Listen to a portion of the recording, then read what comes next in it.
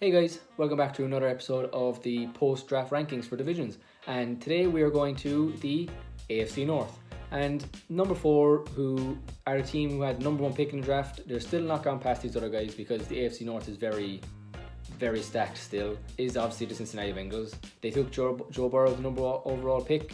Then they got T. Higgins later on. They got Khalid Kareem late in the draft. So I like what they did in the draft. They did very obviously. Every time you get your franchise quarterback and a very good receiver, you're going to get a high grade. You're going to get an A grade for the draft. So I think they're heading in the right direction, but they're definitely not going to be. They're not fighting these teams above them unless the Browns go complete tits up again this year, which I don't think they will. It can't be that bad again. So I think they're still number 4. Joe Burrow has a lot to prove. Now he's number 1 overall pick after having one obviously historic year in college, but he had some serious. He had Thad Moss, he had Clyde Edwards-Helaire, he had Jamar Chase, he had Justin Jefferson. He had a lot of help. So now he's going to a system where he has a lot of help again. He obviously has AJ Green if he's healthy. They have very thin at tight end now because Tyler Eifert's gone. But they have Auden Tate, they have John Ross. There's a lot of speed set up around him. Tyler Boyd, obviously, Alex Erickson.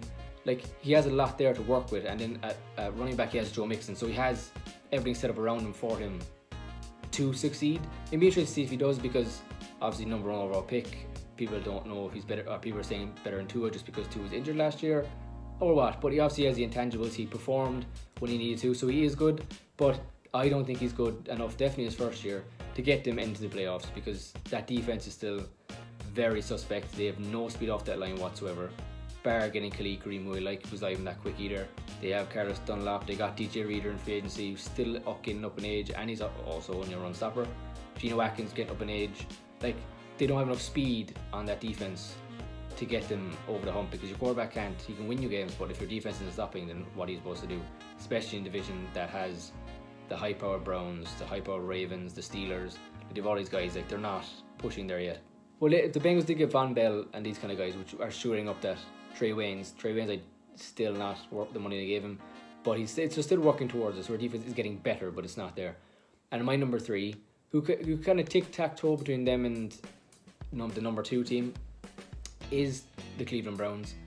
Last season on this channel we said that they weren't going to be a playoff team yet. It would take them a couple of years. We didn't expect them to be as bad as they were last year. The complete fall of the offensive line, Baker Mayfield completely shutting down really. Myles Garrett getting suspended obviously wasn't a help. Then it was just a shit show altogether. Like, OBJ was not getting the ball as much as he should have. It was a joke.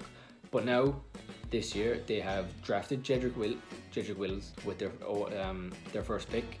Then they did well on the defense side of this. They got Jacob Phillips from LSU, who's an NFL ready linebacker. They got Jordan Elliott, who's very high upside for the defensive line that's already doing very well, because obviously you have Myles Garrett, Olivia Vernon, Sheldon Richardson, Ogunjobi. Like, that defensive line is set, and they just added Jordan Elliott, who might get a lot of playing time. He might just be a rush end sometimes, but still he's there, and he's a lot of things to work around. And then obviously the offense, he needed help. Baker Mayfield needed help. Last year he was under pressure the entire time, it seemed, because I'm pretty sure they played defensive tackle on their offensive line last year because of all the injuries. So yeah, they needed it, and they did very well in free agency, because they got Jack Conklin as well. They got Sendejo and Carl Joseph at safety. They obviously got Austin Hooper, the highest paid tight end in the league now. So, like, you have Austin Hooper, you have Kareem Hunt and Nick Chubb, you have OBJ, you have Jarvis Landry. Baker just needs to have time in the pocket and cool down a bit and just make his throws. Because last year we saw OBJ didn't get targeted a lot. It was just Jarvis Landry, because obviously he had a relationship with Jarvis Landry. So it was weird. But we knew it would take more than the first year from clicking to rhythm and being a playoff team straight away. We didn't expect them to be as bad as they were, but still we knew it took a bit. So I think this year they drafted well.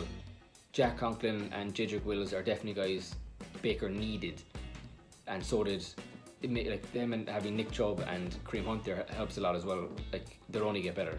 Yeah, and they drafted Harrison Bryant at tight end, so they've shored up a lot. And Donovan Peoples-Jones, who they say is a bad personality, which is not great for a team that already has a Myles Garrett, a Baker Mayfield, and Odell Beckham Jr., because that's a lot of big egos in one room. But we'll see. Maybe it humbled them. I liked him in the draft. I thought he'd go way earlier. I thought he was a third, fourth round pick at least. But yeah, anyway, they finished there. So the Browns are there. Next is obviously the Steelers, who are very dependent on Big Ben. If Big Ben comes back and is Big Ben. Now they didn't have a lot of draft picks. They still got, who they got? They got Chase Claypool, who I like. And then in free agency, didn't do a lot either. They re-signed some guys. They got Eric Ebron, which is a tight end. They haven't had that kind of tight end in a long time. An athletic tight end who has a bit of speed, because obviously they've had Vance McDonald, who's obviously a big guy, but he's not as athletic or as much of a weapon as Eric Ebron is. So that's a big step up for them. And then obviously their defense is their defense. They drafted Alex Highsmith, didn't really need to. He just shores them up a lot. But it's a team that they could be the best team. Well, they're not going to be the best team because Ravens are by far, obviously my number one. Ravens are by far the best team in that division. But with them and the Browns, the Browns are offensively definitely a better offense, because like Juju didn't show up last year. He had injury worries, problems. Deontay Johnson looks like he's going to work out good. James Washington too. Like, they have a lot of weapons in the offense. It just has to click. James Conner's obviously still there, and behind him Jalen Samuels. And now they drafted Anthony McFarland, which is probably the fastest guy they've had in the backfield for a while. So they have a lot to work with.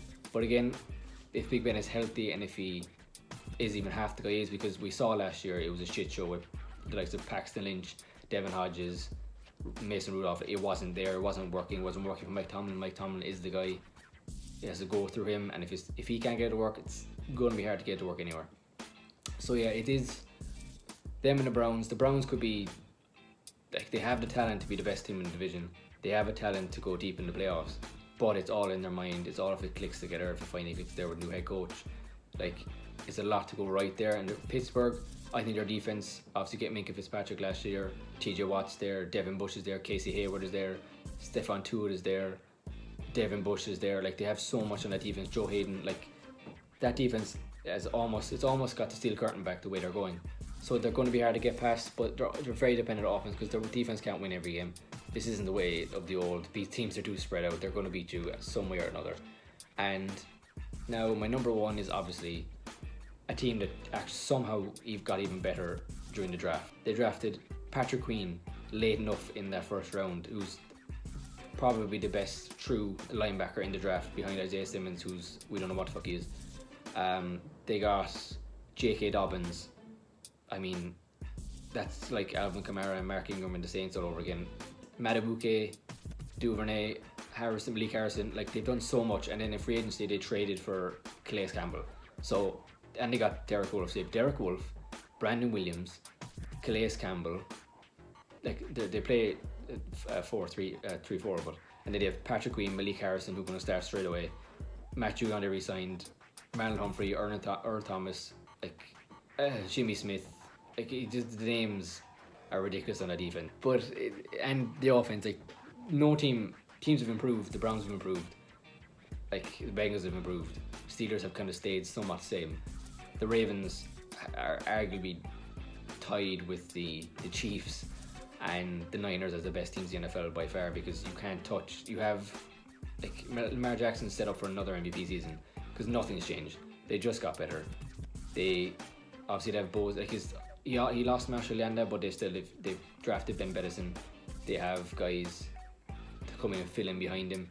So obviously Marquise Brown. Like, I think like Duvernay is probably going to work out for them at wideout with Marquise Brown, Willie Snead. Like, and then your tight ends, obviously you have the likes of Nick Boyle and Mark Andrews. Like, they have so much, and they still have Lamar Jackson, who put it all together last season, like I knew he would. They're going to be they're my Super Bowl pick for next season already, and it's only April when I'm recording this, say May. Like, there's no team that touched them in the AFC, especially not here. So yeah, it's the Bengals and Burrow at 4.